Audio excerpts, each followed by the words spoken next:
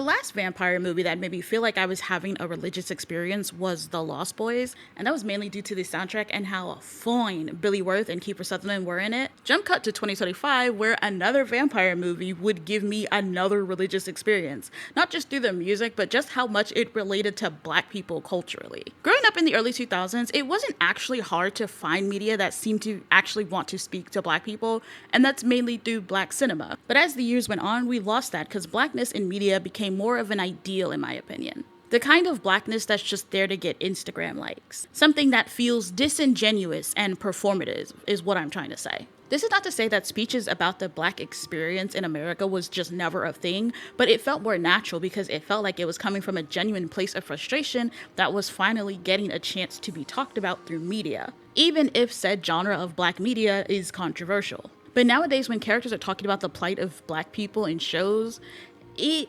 feels more like it's because the writers were given a checklist on what black people talk about, even if the writers are black themselves. Furious Styles giving a public lecture feels natural because it's the type of person he was written to be. Miss Josephine preaching about the motherland and reciting Maya Angelou in the middle of the salon feels natural because it's the type of character she was written to be. Olivia Pope's father's whole statement about having to work twice as hard to get half of what white people get sounds out of place until you mix it with his whole lecture in response to her trying to settle for First Lady instead of a position that actually has power.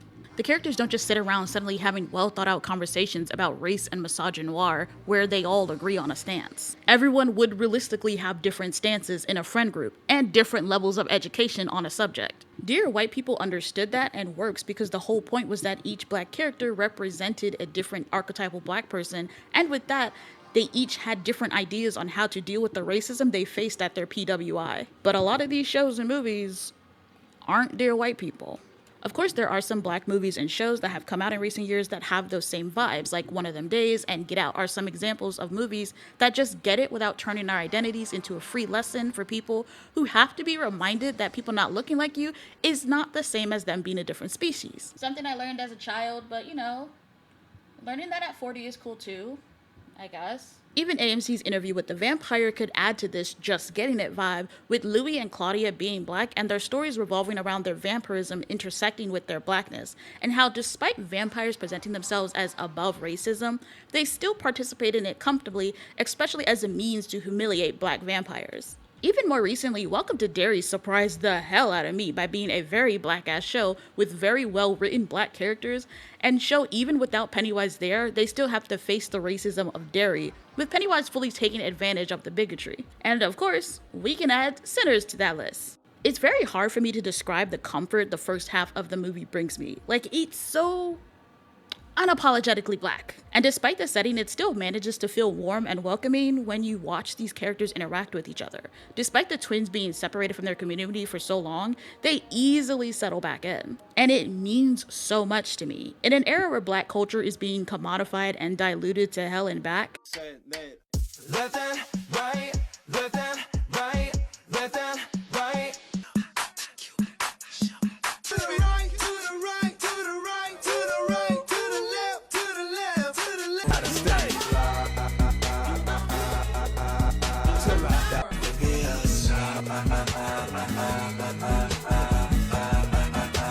Cut the shit the fuck off. What is it? But what is he doing? I don't know. it's refreshing, and it's the best movie of 2025, with Superman and K-pop Demon Hunters neck and neck for second. Actually, Superman might be third, because Superman doesn't have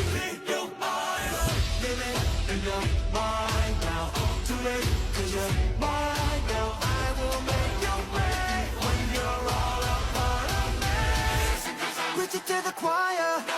Can I get the mic a little higher? Give it your desire. Watch me set the world on fire. Let roll on the chair, you can't look away. No one is coming to save you. Get the fuck off my porch! Get your ass off this motherfucking porch, bitch! Smoke is one of the most obvious ones. Somewhere in the World of Darkness verse, there was a Ventrue in theaters pissed off that Smoke was fictional because he was prime Ventrue material. He's kind of the embodiment of how Bertram Tung describes the Klan. Well, they get a bad rap if you ask me. Everyone likes to take shots at the man in charge, but when it comes to getting the job done, the Ventrue know how to step up. They can take the heat. The entire movie is just watching Eventru take complete control of the situation to rally his coterie into action against the threat. He makes the tough decisions and is constantly grounded in reality for most of the movie. He's focused on making money to the point where he does have to be reminded that the people in Club Juke aren't piggy banks, they're the people he grew up with.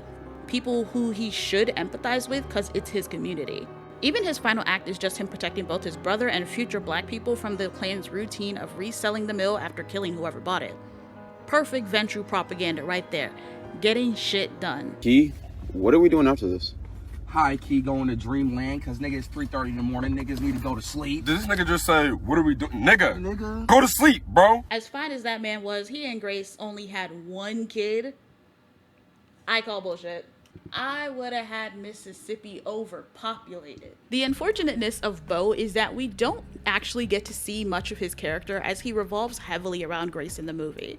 What we do get separate from his relationship with Grace is a character who gets excited to see the Smokestack twins back in town. He's excited about their exploits in Chicago, and he gets excited about them being back because of the gambling. So with that in mind, I'm going with Ravnos for him. He seems like the type that does love dabbling in risky behavior as a means of entertainment, which can probably be said for a lot of people that lived in this era. You know, no TV, no video games, radios during this time were just starting to become a household item, so not everyone had them, especially in rural areas. Even pinup photos aren't really in its golden age at this point in time. The most you got as an adult is drinking, dancing, singing, gambling, and fucking. So I don't blame Beau in basically seeing the twins come along and being like, finally, some good fucking food. so I'm gonna go with Ravnos. Welcome to the psych ward. Take these. Are those gonna heal me? No, but it's gonna give you a crazy grippy punani. Crazy grippy. No grip on reality, more grip on the punani. We release you into the streets. The moment I decided to do a clan sorting on sinners, I knew Delta Slim was a Malkavian. And he's a Malkavian in the sense that he's a tragic figure because people around him often disregard what he's saying because of his usual demeanor when they really should be taking his story seriously. It's why his dynamic with Sammy is precious to me because Sammy genuinely listens. He takes it all in. Delta Slim might tell you a joke, but he ain't never gonna tell you a lie. His wisdom as a Malkavian lies with his experience in the world. Much like Malkavians like X or Rosa, you can choose to ignore them all you want, but there is something to gain by listening to what they have to say. Maybe not all the time. You think I can't handle it? But still. I'm gonna sing for you. That's all right. Let me go ahead and get Let you go ahead and get the fuck out of here.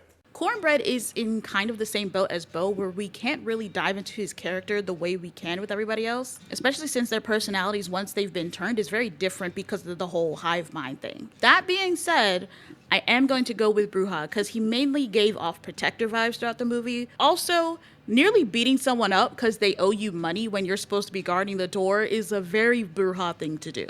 Then again, $5 back then was around $90 today. So I feel everyone would be like that. Mary's entire character can be boiled down to her constantly not doing what's best for her in exchange for doing what she desires. She's very hard-headed, but passionate. And even before being turned into a vampire, she was willing to risk everyone else's life to live her life the way she wanted, which was with Stack, despite the very prevalent danger everybody else would be in if she was caught at Club Juke. I'll be honest, I kind of don't like Mary, because she was playing around with folks' lives trying to have her white girl dates a black dude to rebel moment. What are you? What am I? I'm a human being. That looks white in the Jim Crow South. Don't piss me off, Mary. Listen, I know Annie says she's family, but good family don't put your life at risk like that. Bad family does. And I understand her character and her wants, and I understand she's risking a lot herself because white people took that one-drop rule very seriously back then. Mary is reckless, which is a very Bruja thing to be, but also she's very firm and loud about her beliefs. She's a person. She's a person that doesn't want to pretend she's fully white, especially if it means she's separated from the folks she actually grew up with and separated from the man she actually wants to be with. Of course, her firm beliefs get her into trouble, but are you really a Bruja if your beliefs don't put you in some type of danger? Please. I'm begging. I'm begging you.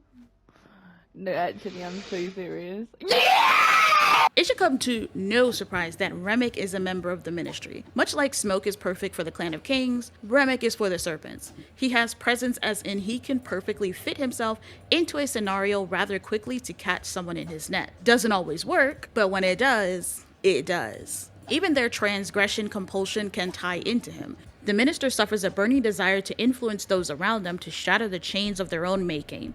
It's too perfect for him. I want to say more, but like, look at him. You tell me that's not a member of the ministry and I'll call you a dirty little liar. Jed Moore is a character that exists parallel to Remick, as they both view Sammy as someone to be exploited for their own gain. But whereas Remick wants to lure Sammy into his vampiric hive mind, Jed wants to lure Sammy into the church hive mind. Both are characters that essentially want to strip Sammy of who he is to mold them into what they need him to be for themselves. In Jed's case, it comes out fully when Sammy returns home looking for the comfort of his family. While normal people would see their loved one looking like they got jumped by demons and show concerned, Jed sees an opportunity to finally manipulate Sammy into living the life he wants him to live, even going as far as to stop Sammy's mom from going to him. And it's that moment right there that officially breaks Sammy away from his family. Much like Remick, Jed succeeds in getting others to join a hive mind, but fails to get Sammy. Fuck y'all. Grace and Annie are two characters that fully made me understand that people refuse to put down their phones while they're watching stuff. Not only that, they're a little too proud of it too. I'm going to talk about Grace and Annie at the same time because I think they both perfectly embody two ends of celebrity culture, one being Golconda and the other being death as an escape from a tormented life. But both of these characters represent the truth.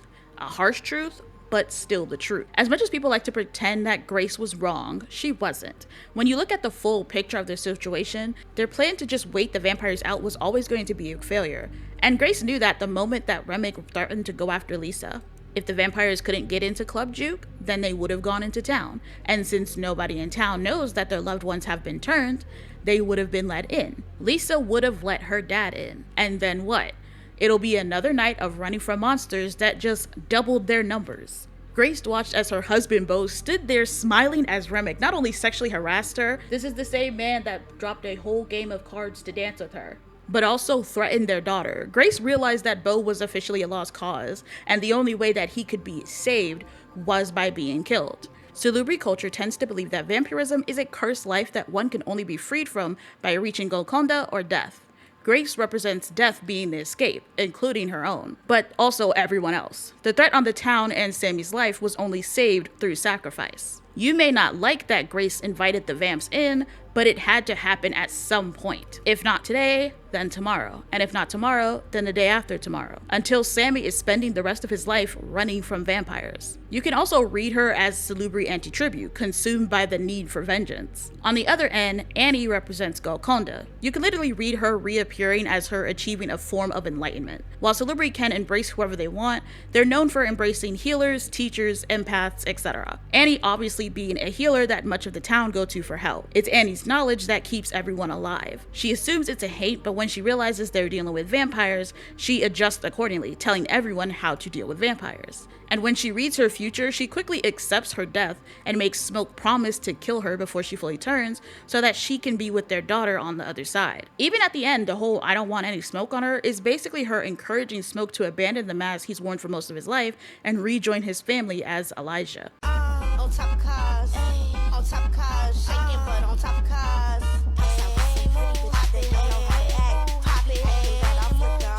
Despite neither of them being Malkavian, Stack and Smoke are very Jeanette Therese coded. One twin is the serious business end, the other is the front-facing smoozer. It's why I went with Stack being a Toreador. Like I said in my Palea video, Toreadors are often vamps that are really good at working a crowd. Stack showed that perfectly when Smoke had issues with the customers offering plantation tokens instead of money.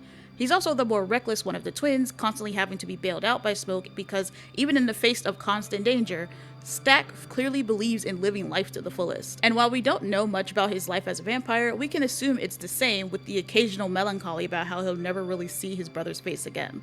Perline as a Toreador just felt like a no-brainer to me because she's a Toreador in the sense that her sire could be someone that became obsessed with her and her singing. Kind of like how Sammy fell for her. In a World of Darkness version of Sinners, I can see Perline being the one to embrace Sammy. Last but certainly not least is Sammy, who, surprising no one, I'm assigning Toreador to. Specifically how he interacts with the people around him. He could have easily been written as a naive kid type that has big aspirations about a world he knows nothing about, coupled with him ignoring older people's warnings. And he is that to an extent, extent, but he actually does listen to those around him like Stack and Delta Slim. The warnings don't outweigh the advice and aspiration in his eyes. He sees the beauty in the world beyond the confines of his father's leash. He specifically sees the beauty in freedom, even if it's only for one day.